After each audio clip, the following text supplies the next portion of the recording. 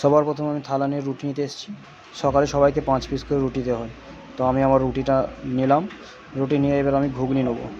তো ঘুগনি রান্না হয়েছে আজকে, আলু ডাল দিয়ে ঘুগনি। এটা তুমি যতটা ইচ্ছা ততটা নিতে পারো, তোমার যতটুকু দরকার ততটুকু চাইবে তোমাকে দেওয়া হবে। তারপর আমি এখানে রসগোল্লা নিলাম। আমার লালটা পছন্দ বলে আমি লাল রসগোল্লাটা নিলাম। আর এখানে অন্যান্য দিন ডিম থাকে, আজকে রামনবমী বলে তাই এখানে রসগোল্লা রাখা হয়েছে, সাথে 1 পিস কলা। আর এখানে নুন লঙ্কা রাখা রয়েছে, তোমার ইচ্ছা হলে তুমি নিতে পারো। এই যে এখানে বসার টেবিল, এইভাবে টেবিল চেয়ার রাখা রয়েছে।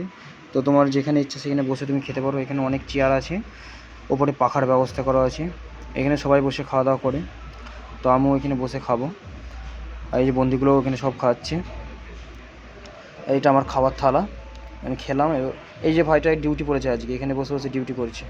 আর আমি থালা ধুয়ে চললাম। এই জায়গাটা হচ্ছে থালা ধোয়ার জায়গা, এখানে সবাই থালা ধোয়। এই যে সব বন্ধুগুলো এখানে থালা ধুচ্ছে, এখানে সবাই থালা ধোয়। আর এখানে থালা ধোয়ার জন্য সাবান রাখা রয়েছে, এই যে সাবান, এই সাবান দিয়ে থালা ধোয়া হয়। এখানে কলে জল রয়েছে, আমি আমার থালাটা ধুয়ে নিই। থালাটা ধুয়ে নেওয়া হলো আমারও। এবার আমি রুমে যাচ্ছি, এখান দিয়ে বার হলাম। এই যে ভাইটা খেতে আসছে এখন, এই ভাইটা যেভাবে চেস্ট নাম্বার জুতো মোজা পরেছে, এটা সবার জন্য বাধ্যতামূলক। এইভাবে না গেলে খেতে দেওয়া হয় না। এই যে ডিউটি করছিল ও তোমাকে ঢুকতেই দেবে না, এটা এখানকার রুলস। তো প্রপারভাবে এখানে খাওয়া দাওয়া